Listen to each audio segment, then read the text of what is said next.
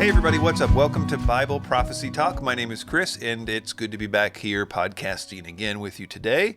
All right, today I want to talk about Mystery Babylon. There's some really good questions that were sent in about that, and also some sort of tangential issues with the merchants, and I think it's pretty interesting stuff. So we'll get into that later, but first, as many of you know, I'm working on a film about the rapture. Just a quick show note about that. It's going really well. I'm done with all the mental gymnastics to do with the writing and all that stuff. So now it's mostly on the stuff that I think is kind of fun. I'm, editing, I'm shooting B-roll, I'm doing animation stuff, all that stuff. I don't really have a date yet in terms of when it will be released. It really depends on how quickly I can get through some of this stuff, but I'm still kind of looking at somewhere around late summer. That is the goal anyway, but I do want to mention that I am looking for some help with the website, the 7 Preacher Problems website. I haven't put any time into that. So if anybody out there, works with WordPress or whatever and wants to help with that, I have a little money in the budget that I wanted to devote to that. I can do WordPress stuff, but I would just like it to be a little bit better than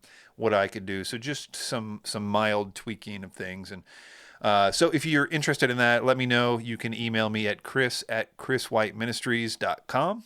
All right, so let's jump into today's topic, and it's about Mystery Babylon. Many of you know that Mystery Babylon is a term that we give the city described in Revelation chapter 17 through 18, in which John sees a vision of a woman riding this 7-headed beast. The angel comes along later, interprets John's vision, tells him it is a city, describes a lot of things that will happen to it. And I wrote a book about that called Mystery Babylon, When Jerusalem Embraces the Antichrist. So clearly I think that the city is, number one, literal. I think it's extremely hard to get around the literal interpretation of Mystery Babylon being a city. But number two, I believe that it is Jerusalem, and I need to qualify that, as I do in the book. It is the future apostate Jerusalem that embraces the Antichrist. A lot of people, when they interpret or try to interpret what Mystery Babylon is, they view it in light of whatever they, in their current paradigm, think the big baddie of the day is. So if you're into the New Age, you're probably going to think it has something to do with mystery religions or something like that. If you're into, as Joel Richardson is, the Islamic Antichrist theory, you're going to think it is, his case, Mecca. The reformers, who, of course, were being killed by the Catholic Church, interpreted it as Rome. And so mostly it's a very easy, you can almost tell what somebody thinks Mystery Babylon is just based on whatever they perceive as the current bad thing in the world is. The difference in my case is that I don't think that about Jerusalem. I totally love Jerusalem. I'm planning a trip to Jerusalem. I love Jewish people. I've got no anti-Semitic bone in my body. Honestly, I don't. People that know me obviously know that. What I'm saying is that the Bible is explicitly telling us that in the future, Jerusalem will act, and it portrays this city as a harlot high priest. She's dressed up in the garb as high priest. She's promoting the worship of the Antichrist. There are lots of proof texts in here. I mean, many, many proof texts that make it impossible to be anything other than Jerusalem. So in my view, I'm just saying that the Bible says that in the future, when the Antichrist is on the earth, Jerusalem will embrace him as if he is the Messiah, and they will promote the worship of him to the rest of the world. It says of her that she intoxicates the world with the wine of the fierceness of her fornication. Her fornication is so intense, she worships him so mightily that the world is made drunk by it. They're intoxicated by the level in which she worships the Antichrist. So she's a high priest, and she is intoxicating the world into worshiping the Antichrist. So that's the thesis of the book. Now, as I mentioned, Joel Richardson, who wrote the book about the Islamic Antichrist, and I wrote a book called Debunking the Islamic Antichrist. So Joel Richardson and I don't really see eye to eye. He is a pre-wrather, I should mention that, so that's really good. But anyway, all this to say that I've been getting a lot of emails recently because he said something about the Mystery Babylon being Jerusalem theory. And so I wanted to respond to that, and I have to tell you, this is a concession on my part because of the amount of emails. Somebody had sent me this right when he said it. He said a number of things that were really kind of tempting for me to immediately respond to. Just a lot of low-hanging fruit, where he would say, nowhere in the Bible does it says this thing or that thing, and like, a verse definitely says that thing. I wanted to get into a like Twitter war. Actually, I just wanted to respond to him in Twitter, but I knew I couldn't even do that because that would immediately cause him to respond, and then I would have to feel obligated to respond. Well, you know how the internet works. So anyway, so this is a concession on my part to even do this much. I think that there's a time in my future where I might be more engaged with this kind of thing and pick these kinds of fights. But right now, I'm just trying to get this film done. That's what I'm devoting my entire life right now to, and I just don't have a single instance to do much else. This podcast is, I'm trying to be sort of bridging that gap so I can still do a little bit more. So that's why I'm here doing this now on this format. Okay, enough said. So this latest email was just really well written, so I'm just going to use his question directly. He says, talking of Joel's argument, he said, he's quoting him here when he says, another potential problem for Jerusalem as Mystery Babylon is that while Babylon is portrayed as a port city, Jerusalem is anything but a port city. Not only does Revelation depict Babylon as sitting upon many waters, Revelation 17:1, but John used 4 specific Greek terms to describe those in relationship with Babylon and her waters. There are shipmasters, passengers, sailors, and those who make their living from the sea. He continues, Jerusalem, however, is landlocked, roughly 40 miles inland, and up in the mountains. Only if one viewed Jerusalem as the capital and representative of the larger state of Israel, which is indeed a nation of ports and port cities, would this problem be resolved. Okay, so there are a lot of problems with this. The first is that I disagree with his premise. He starts off by saying that Mystery Babylon is portrayed as a port city. And I would say, where does it say that? He gives us 2 reasons for justifying that it's portrayed as a port city, both of which, as we'll see, are completely wrong. Well, let me show you what I mean by that. So he says, not only does Revelation depict Babylon as sitting upon many waters, Revelation 17:1. Okay, so Revelation 17:1 does say that. It says, the great prostitute who is seated on many waters. Okay, so I could see where you would think that if you didn't understand what was happening in Revelation chapter 17. The first half of that chapter is John seeing a vision. It's very allegorical. It's very stylized. We've got a 7-headed beast, and we've got a woman, and we've got all this crazy stuff happening. And it's not until the angel comes along in verse 7 and starts to interpret the vision do we get any kind of literal understanding for this allegorical vision. So that's when the angel says, hey, the great prostitute you saw, that's a city. And with regard to the waters, let me just read it. Revelation 17 verse 15 says, and the angel said to me, the waters that you saw where the prostitute is seated are peoples and multitudes and nations and languages. So you can't have this both ways.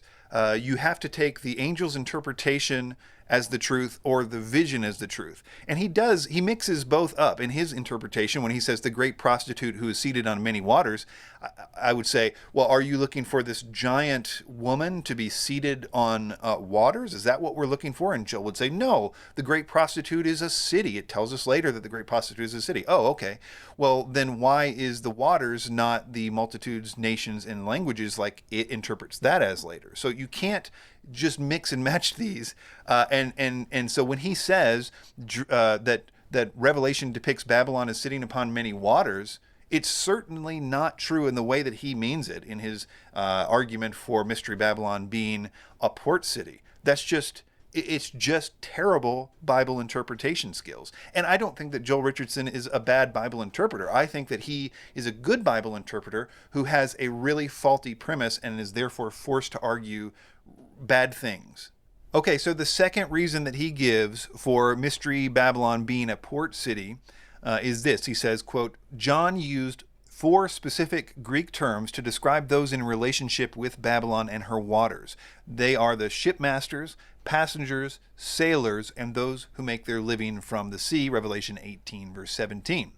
And that is true. Revelation 18, verse 17 talks about all the shipmasters and seafaring men, sailors, and all those whose trade is on the sea stood far off and cried out as they saw the smoke of her burning. So, first of all, there are a number of things to talk about here. The first thing is that if we just take this in isolation, the only thing that now is necessitated in terms of physicality for the city is that you need to be able to see the smoke of her burning from the sea. I mean, we know that basically every city has merchants from the sea take stuff to it. Probably Jerusalem and Mecca are closer to the sea than most, but both are landlocked cities, but they're pretty close. Jerusalem is actually closer than Mecca is, but I don't want to get into that argument. But the point is that, so all we need is that these merchants need to be able to see the smoke of its burning and wail about it. And that is certainly possible. Jerusalem is something, he says 40, I got something like 30, it doesn't really matter. The point is you should be able to see the smoke of Jerusalem's burning easily from the sea, from that distance. I would say probably the same thing is true of Mecca. It's a little bit further, but whatever. But this whole line of argumentation here is disingenuous in my opinion. He says, John used 4 specific Greek terms to describe those in relationship with Babylon and her waters. They are shipmasters, passengers, sailors, and those who make a living from the sea. So he's trying to get the reader to believe that those who had any dealings with Mystery Babylon were all sailors or shipmasters. And he says there are 4 specific Greek terms, which is, by the way, just an attempt to blind you with science, as if he has an actual argument here. Is there anybody that would actually think that the word sailors in English doesn't mean sailors? Like, do you really need to know the Greek word for seafaring men and sailors and shipmasters actually means sailors, seafaring men, and shipmasters? It's just an attempt to be like, I've done some deep research here and found out that shipmasters mean shipmasters.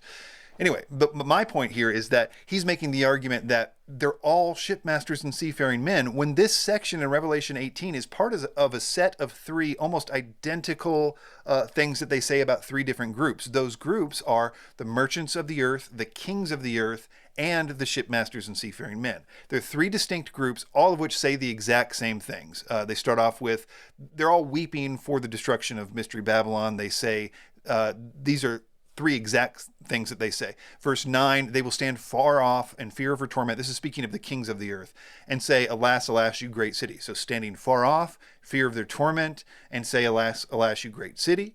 Then we move on to the merchants of the earth who weep and mourn for her, since no one buys their cargo anymore, cargo of gold, silver, jewels, pearls, fine linen, purple cloth, silk. But then it says of the merchants of the earth, they're going to stand far off in fear of her torment and say, alas, alas, for the great city, and on and on. So it's the same words, same thing that they're doing. And then we finally move on to the shipmasters and seafaring men and sailors who stand far off and cry and say, alas, alas, for the great city, etc., etc. So there's this pattern with 3 different groups. So I know he's making it seem as though he's discovered that the Greek words actually mean that all the people that had dealings with Mystery Babylon are sailors, when just in context, it's at best 1/3.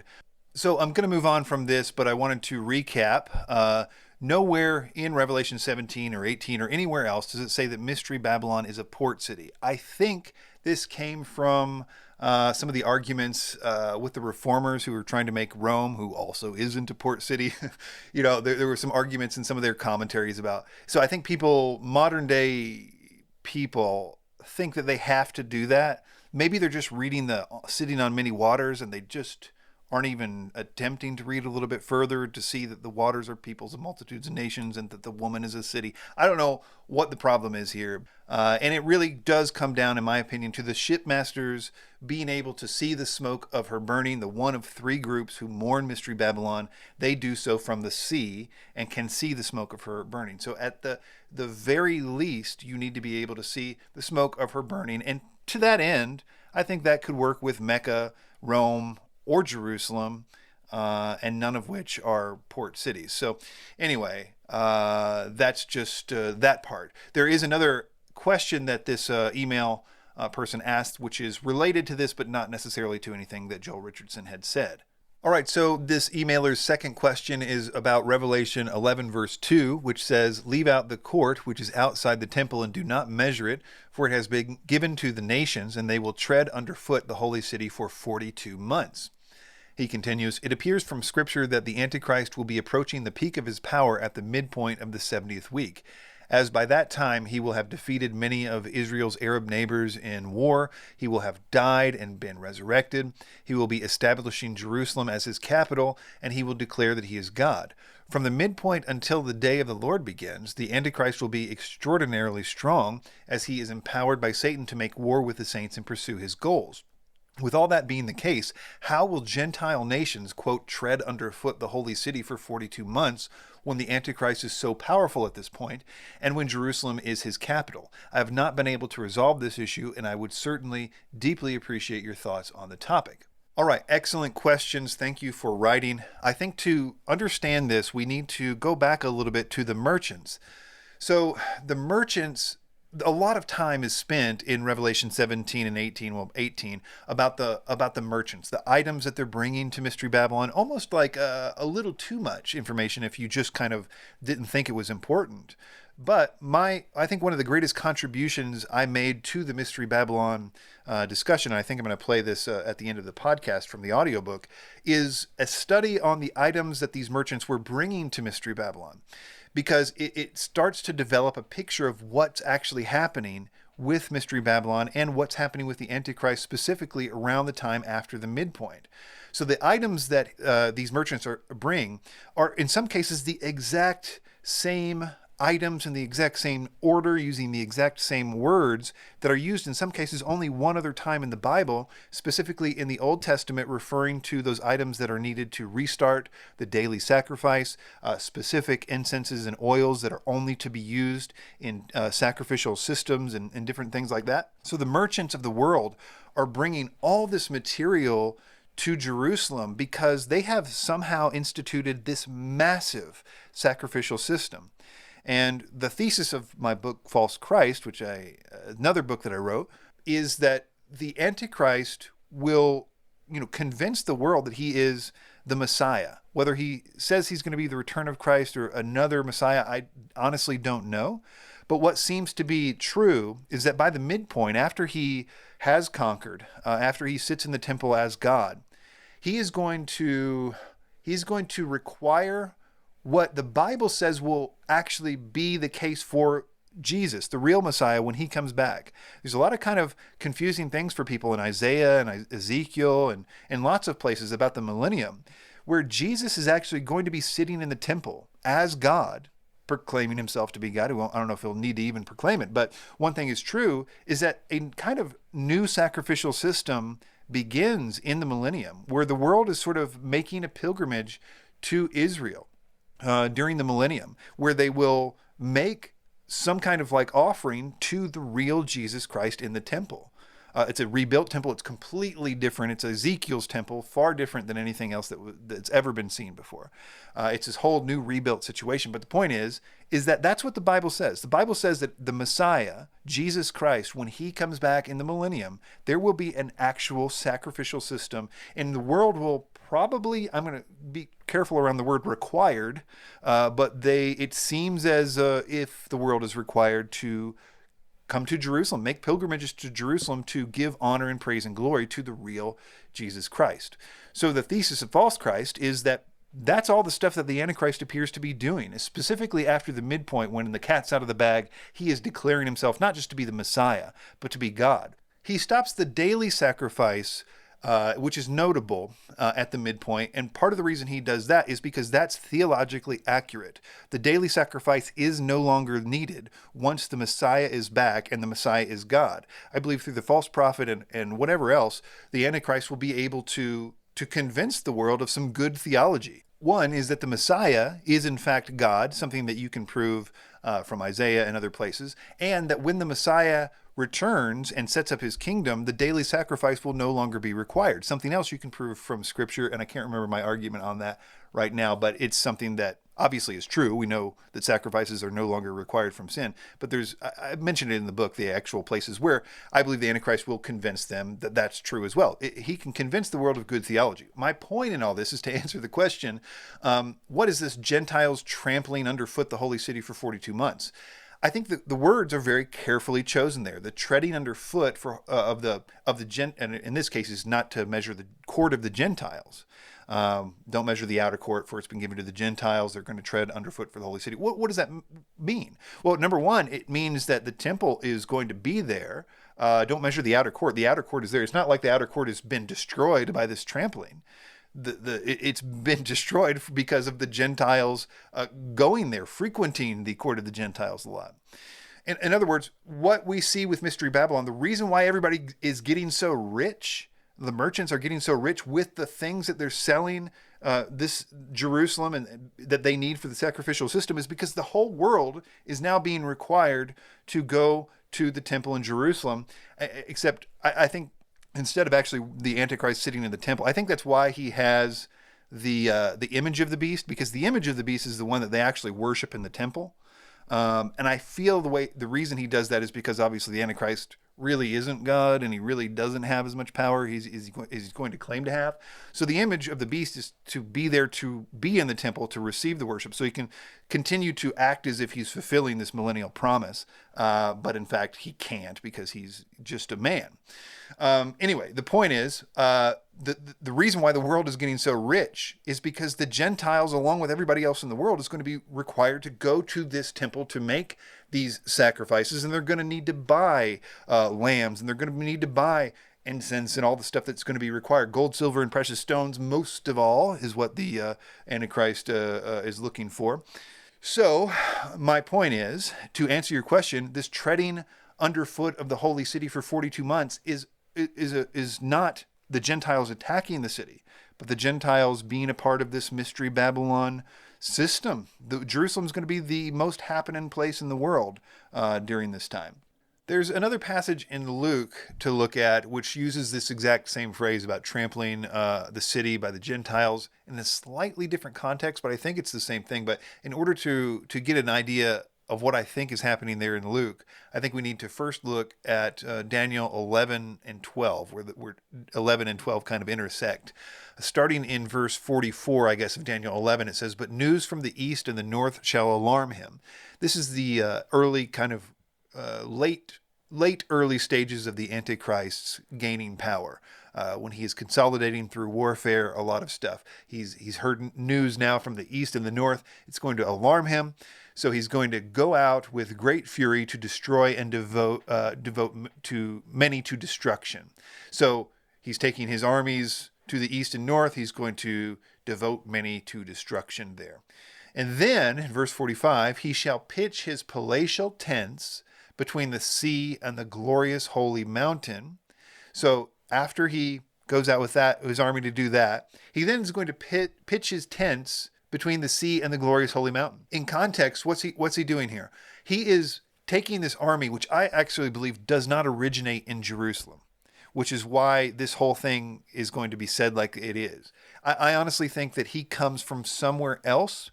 My guess, based primarily on this chapter, and this is just a guess.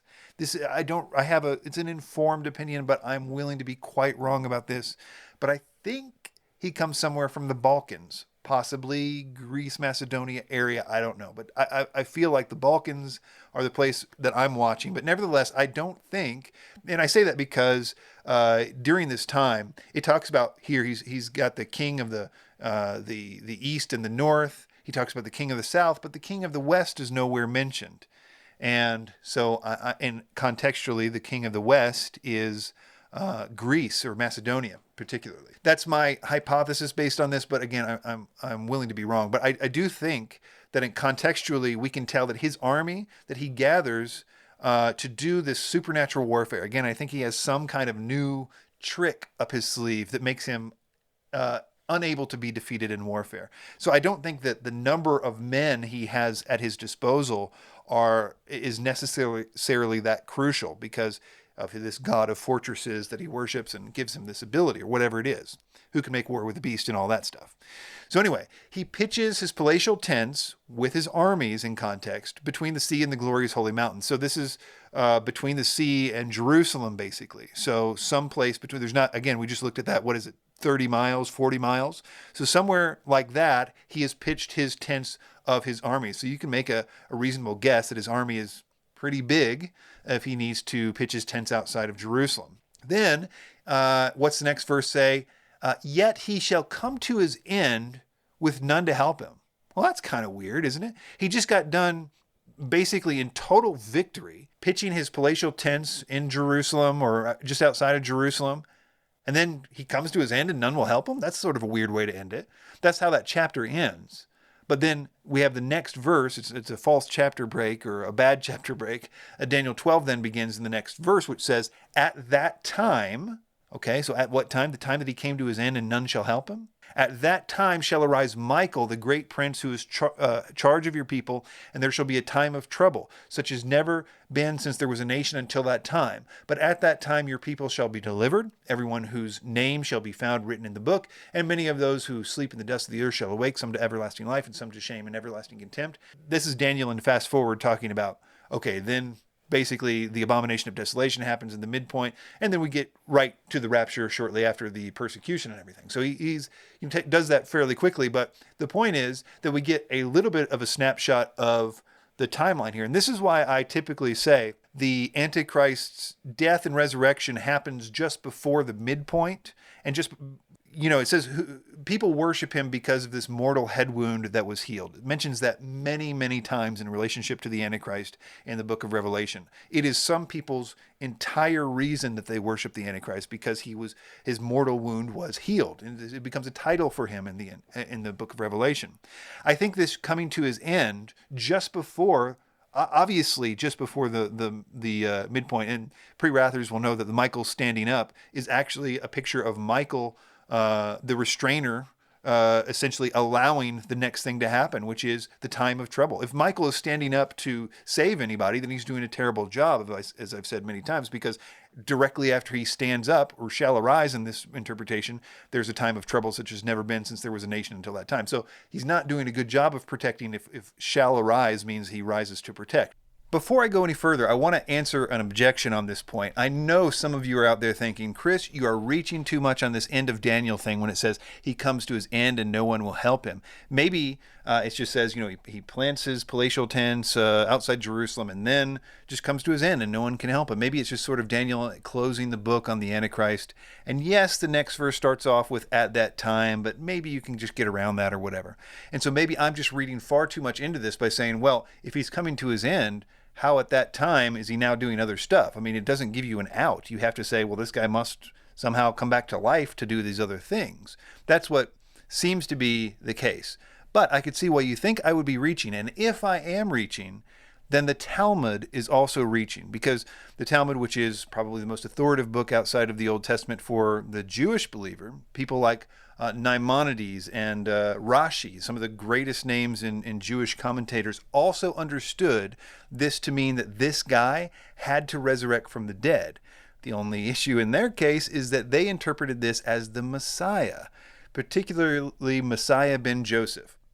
So I explain this in my book, False Christ, but in the Jewish world, they sort of split up the job of Messiah into two guys, because really we know that Jesus had two advents, his first and second advent, but they kind of do it all at the same time. They call one Messiah ben Joseph and one Messiah ben David. Technically, Messiah ben David is the greater Messiah, if you want to look at it like that. He's the guy that rules over the millennium. But Messiah ben Joseph, they basically interpret as what I just read is going to happen here. The guy is going to destroy Israel's enemies, Edom and Moab and Egypt and all that guy. He's going to, with his armies, do all this, and then he's going to take his armies just outside Jerusalem. Now, remember, they think this is Messiah ben Joseph, not the Antichrist. This is a good guy in their view.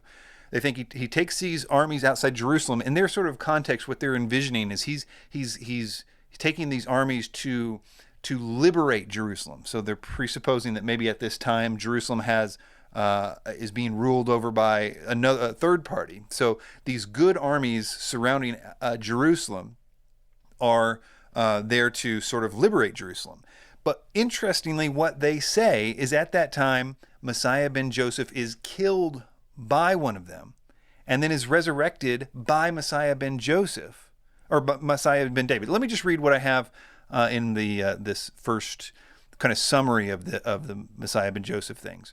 It says, you might be surprised to know that many Jewish people are waiting for a man to do exactly the things I just said the Antichrist will do. Namely, they are waiting for a man called Messiah ben Joseph to destroy the enemies of Israel, and after these wars, march victoriously to Israel, where he will be killed by his enemies, but then miraculously resurrected. His resurrection will be the beginning of the Messianic age, but not before a rooting out of and killing of those who will not submit to the new Messianic authority. If you're following me so far, you can see how scary this idea about the Messiah ben Joseph is. So what I'm trying to say here is that when the Antichrist surrounds Jerusalem with these armies, there's no indication that he's hostile towards Jerusalem. And in fact, the Talmud itself recognizes that as a non-hostile action. But what I guess I'm trying to say is that he will, whatever happens outside when he's got his tents planted here, somebody challenges him. I don't know how this happens, but he dies, and it seems to be a fairly public thing. In the Talmud, it talks about how, this all happens in a very public way or whatever. The resurrection is a really big deal. So in other words, when the next thing happens, because we see that in the next verse, Daniel 12, when he says, this will be a time unlike any other time, it's those exact words that Jesus uses to describe the events after the abomination of desolation, the persecution that begins. So the Antichrist will not enter Jerusalem as a conqueror. He will probably enter through whatever gate the Messiah is supposed to enter, probably riding on a donkey and whatever else. He's going to enter Jerusalem at this time as the king. He sits in the temple, not as a person defiling the temple from their perspective. Certainly from God's perspective, it's the greatest abomination of all time. But from their perspective, it's not an abomination. From their perspective, they will be glad to have the daily sacrifice end, because the daily sacrifice is no longer needed. If the Messiah is here, the Messianic age has begun, the daily sacrifice doesn't exist in the Messianic age. Okay, so we've looked at that. The key point I wanted to get from that, actually, though, was after we didn't read the part earlier in this chapter at the time of the end, starting in verse 40. He's conquering all kinds of people. He's conquering Edom and Moab and Ammonites and Egypt, all Muslim countries, by the way. He conquers all those people on his way. He conquers whoever this is in the east and north. And then he comes and pitches his palatial tents between the seas and the glorious holy mountain. So now I want to move to Luke 21, because here we have the same phrase that was in Revelation 11. Where it says, Jerusalem will be trampled underfoot by the Gentiles until the times of the Gentiles are fulfilled. Now, Luke 21 is the Olivet Discourse. It's the same thing, basically, that we read in Matthew 24 and Mark 13. A lot of people think maybe Luke 21 is somehow different, set at a different time. There's some decent arguments for that, but I honestly think these are the exact same words. It's very hard to get around that. Luke 21 is the same as Mark 13, is the same as Matthew 24. The reason that they say that some of them are different is because it sort of describes this scene a little bit different. Preterists like Luke 21 more than they do Matthew 24 or Mark 13, in many ways because of the verse that we're going to read, which starts off like this. But when you see Jerusalem surrounded by armies, then you know its desolation has come near. Then let those who are in Judea flee to the mountains. Let those who are in the city depart. It goes on the same thing that we know in Matthew 24 that says, when you see the abomination of desolation, that is to say, the Antichrist sitting in the temple declaring himself to be God, you got to flee. It doesn't matter if it's Sabbath. It doesn't matter if it's you're pregnant or you're nursing or whatever. Just get out of town because there's a persecution about to start. But in this case, he starts off with this phrase, but when you see Jerusalem surrounded by armies, which is something that none of the others had mentioned, that there were going to be armies surrounding Jerusalem. So my contention is that everything described here, because the destruction aspects that it begins to talk about are not destruction necessarily of the city. It's the destruction in context of the Great Tribulation. That is to say, basically the same thing that the others say, that it's going to be a time of distress. There's going to be a lot of killing and so on and so forth. My point is that we interpret when you see Jerusalem surrounded by armies, and especially that its desolation has come near, that out of context, if you didn't know what we just read in Daniel, you didn't know what we read in Revelation, that sounds like, and this is why so many people insist that the Antichrist must be a guy coming to conquer Jerusalem, is because it says there's going to, right before the abomination, it's going to be surrounded by armies, and that's how you know that its desolation has come near. Well, remember what we just read in Daniel. We know for sure that just before the abomination of desolation, Daniel 12 verse 1, unambiguously the abomination of desolation event, a time that is unlike any other time, the exact words that Jesus says when you see the abomination of desolation spoken of by Daniel the prophet. So there's no question about Daniel 11 being that. And there's also no question that we know that it's connected to the verse before because of the timing verse, at that time. And so we know that just before the abomination of desolation, the Antichrist sets up his palatial tents between the seas and the holy mountain. And I believe it says it that way is because that's where he takes this massive roving band of armies that he's come from wherever with, and he plants them there. And that's when I believe he dies, is resurrected, and gets right into the abomination of desolation and the rest of that. It's also important to remember how after the abomination of desolation, you can still have Mystery Babylon operating at peak Mystery Babylon for a while during this terrible persecution, because I think we have a tendency to read the Great Tribulation from the perspective of what the Bible's main point is, which is that it's going to be a time of persecution of the people that won't take the mark, unlike any that's ever been. There's going to be a time of great hatred of those people. But it's also a time, from the other perspective, of seeming peace and prosperity. People will say peace and safety. How can those two things coexist? Well, if you decide to take the mark to go along with the program, or because you worship the Antichrist or whatever, you're going to be fed this, in this context, you're going to believe that utopia is right around the corner as long as you can get rid of these pesky people who are keeping everything back. I mean, I don't know how the propaganda is going to work, but it's probably going to be like these Christians and Jews and basically whoever's not taking the mark, they're the problem. Once we eliminate them, we can begin the utopia. So and that probably will be to a certain extent underground. They probably will be above ground, marrying and giving in marriage, and certainly doing whatever the Antichrist tells them, which I believe is honoring him with gold, silver, precious stones, and the rest of it that's going to be required. I'm not exactly sure of it all, but it's important to remember that you can have an abomination of desolation and the greatest persecution of all time. At the same time, you can have Mystery Babylon and its opulence and peak, and clean floors in the temple, and the lights looking very beautiful and all this other stuff. They are not mutually exclusive situations. Basically, anybody that should have fled Jerusalem probably fled Jerusalem at that time. So for the next 3.5 years, it's going to be this false facade of utopia, or at least up until the rapture happens and the wrath of God begins. At that point, while I'm sure the Antichrist operates to a certain degree, the game's over, basically. Once the wrath of God has started, you don't see the Antichrist doing much of anything. His authority to persecute for those 42 months, Matthew tells us, has been cut short. And so we don't see much of what he does after the wrath of God exists. We see him, ultimately, the next time we really see him do anything is him getting thrown into the pit in Revelation 19. So he's not a very active guy, I think, in the timeline as soon as the day of the Lord actually starts. And that's, of course, true, because what the Bible says is that God alone will be exalted in the day of the Lord. It is not a time for the Antichrist to shine. Okay, so this went a little bit longer than I was thinking. I honestly did not intend to set out to give some kind of comprehensive view on what I thought about the end times, but it just kind of naturally followed, or I'm very talkative. I'm not sure which. I also want to say that listening back to this, it does seem like, I've got it all figured out. It probably comes off like that, but I don't want to give that impression necessarily. I mean, I believe in everything that I've said here, but I also know that there's no way to get all of this right. There's so many places where there is ambiguity, and there is not enough time to study all the intricacies of things. And I'm sure there are things that I'm missing. And I would like to hear, maybe it is the first half or the second half of the 3.5 years. Maybe those kind of details, I think it would be great to hear from you. So do that, Chris at chriswhiteministries.com. Also, if you are the person that can help me with the website stuff for the upcoming Rapture movie, I would be appreciative of that as well. Chris at chriswhiteministries.com. I'll link in the description the books. You can get almost all the books that I've written for free as an audiobook.